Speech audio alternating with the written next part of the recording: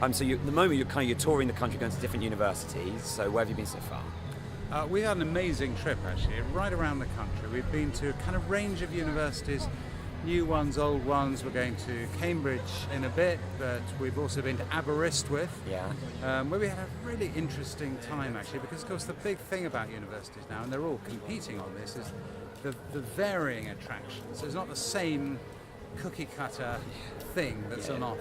And there are obviously cities. Newcastle's a really good example. There are universities in the middle of nowhere that also have advantages, campuses, and then within that, it's the offer that the university is making and the feeling that a university has about its place in the country. And that, of course, then goes to the student experience. What are you getting out of it when you go there? So we've had an incredible range. The only place we haven't been at the moment is London, which is a different sort of experience again. But I think we probably will get there eventually. Absolutely. So what sorts of things are you noticing, are you looking out for when you're in these universities? I think the big thing that we're looking out for is the big change that there's been in recent years has been the commercialization of universities. And on the one hand, it's a real success story. They're really successful businesses. We were in Bath, which I grew up in that city. I mean, the university, frankly, wasn't very much when I was growing up. It's really dominant force now. It's a money-making enterprise, and it's a successful enterprise. But how does that translate through to the value for money that students get for the education that they're having? The contact hours, the fact of fees being so high, the experience generally. So for instance, if you said, well, maybe I won't do that and I'll go straight into a company instead, or do an apprenticeship, well, how does that then alter your life? It's things like that that we're really interested in. And obviously the funding, again and again.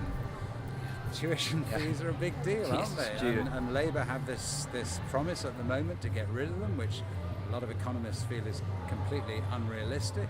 The Conservatives, rattled by it, have a review going on, which is one of these reviews that's going on and on and on. Very interesting to see what they come up with. So for English students, tuition fees are still a huge deal. We talk about it at every university. And broadly speaking, there is a real conundrum there, because there's no doubt that there are more students going to university, more of the people we meet actually on these trips, who are from poorer backgrounds than certainly would have been the case when I went to university in the 1980s. But on the other hand, they are paying an awful lot of money, and it feels like a lot of money up front. So, that I would say is probably the one dominant issue. Another big one, though, is freedom on campus. No platforming. Is it right that a student who says something controversial, or an outside speaker who's coming in to say something controversial, is chased off the campus, which occasionally happens? And you could say, well, it doesn't happen very often, but it still does happen sometimes. Is that an issue for students? So it's a kind of broad range of things that we're getting to. And what have you been up to in Newcastle so far? Well, so far, the thing that really interested us in Newcastle, well, two things actually. Number one, is it the case that because halls of residence are of varying qualities and varying prices? You're talking Newcastle now. Well, I mean, it's really interesting, isn't it? If you go to Oxbridge, you're in the same place as everyone else, probably for all 3 years, actually. You're in a college that it doesn't matter where you're from, you're in that college. You get to Newcastle, and quite a few other universities as well, you have a real range. If you've got a lot of money, you can live somewhere very swanky. If you haven't, how does that separating out of people, where they go home to live, given that your friends are likely to be the people you live with, aren't they? Yeah. What impact does that have? We've got a piece specifically about that, which I think is a really interesting subject. And the other thing is Freshers' Week. Hull University have binned it completely. They've got rid of it. Right. They say they didn't like the booze. They didn't like what it suggested about the university to students, so they got rid of it. Should other universities do the same thing? We've been to Freshers' Week. I went out to the bars, but I've also been to an aerial yoga class where at least one of the people there said she didn't drink.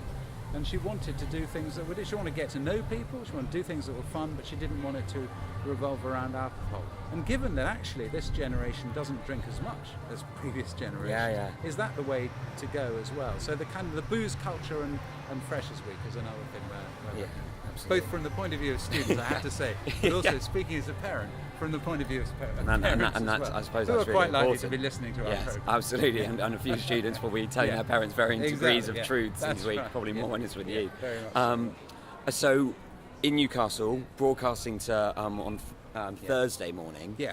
So what's that going to be like? Well, these things are really good. What we do is we put up a big screen of the programme. Now, if you've never heard of the Today programme, you don't know anything about it, this will leave you rather nonplussed.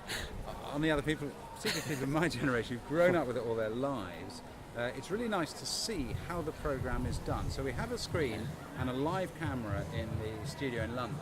Right. And we co-present it, and I do it in the university, and the presenter who's on in London does it in London.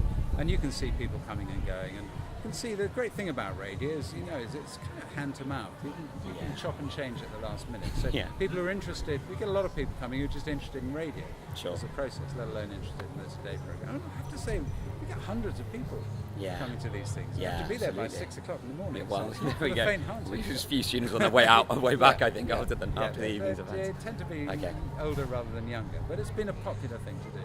So they're able to come down and see how it actually works. Yeah, just to see how it works and see how things as really basic as how we do the timings up to the junctions at the top of the hour where there are pips and just to see how all of that is organised, not organised because we sometimes cock it up.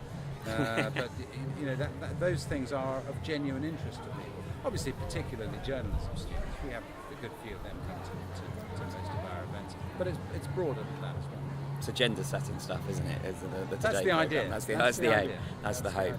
And so, and it gives a chance also for a university, of course, to blow its own trumpet. We often talk to vice chancellors, not in a puffy way. Sometimes it's quite difficult. We talk to the vice chancellor of Bristol about the awful issues they've got there with students killing themselves.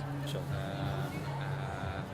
Mental health is a problem right across the board in British universities. He came on and discussed that, which I thought was the right thing of him to have done. So people who've got proper things to discuss, feel that it's a forum where they can come on and put their views.